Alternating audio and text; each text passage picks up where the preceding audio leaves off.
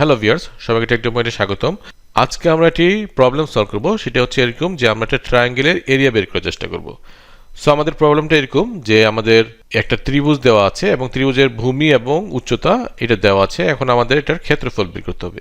So আমরা as a input হিসেবে কি নিব, এটার বেসটা নিব এবং হাইটটা নিব। তাহলে আমাদের এটাকে ক্যালকুলেশন করে আমরা ট্রায়াঙ্গেলের এরিয়াটা বের করব। সো এটার সূত্রটা কি এটা?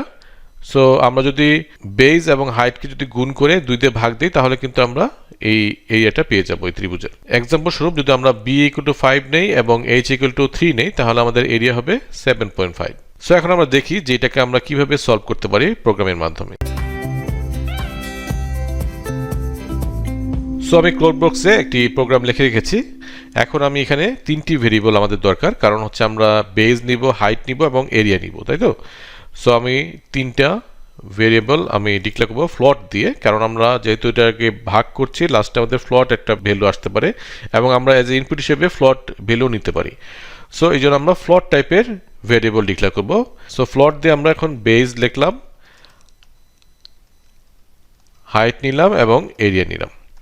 সো আমাদের এই 3টা ভেরিয়েবল আমরা ডিফাইন করলাম।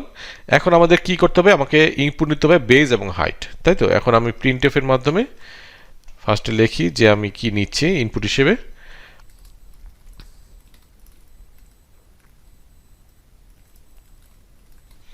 সো আমি এখন বেস এবং হাইট আমি দুইটা একসাথে অ্যাজ এ ইনপুট হিসেবে নিব। সো আমি কি করব এখন স্ক্যানএফ এর মাধ্যমে,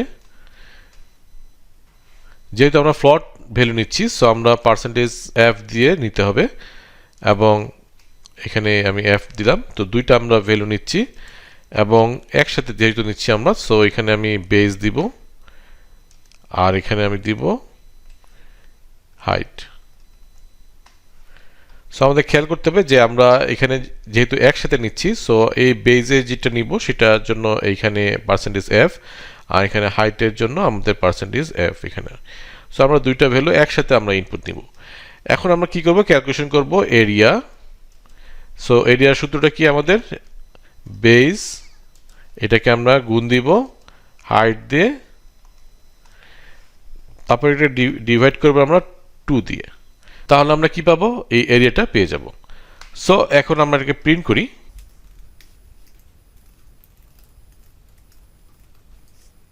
এরিয়া অফ ট্রায়াঙ্গেল আমাদের যেহেতু ফ্লোটিং পয়েন্ট, আমরা যদি 2 ঘর পর্যন্ত দশমিক সংখ্যা নিতে চাই তাহলে 0.2 দিয়ে আমরা f দিলাম এবং আমরা এখানে কি করব, এরিয়াটা প্রিন্ট করব। সো আমাদের প্রোগ্রাম কিন্তু এখানে শেষ। এখন আমাদেরকে বোঝার বিষয় যে আমরা কি ইনপুট নিচ্ছি এবং কি আউটপুট আমরা পাচ্ছি সেটাকে আগে আমাদের বুঝতে হবে।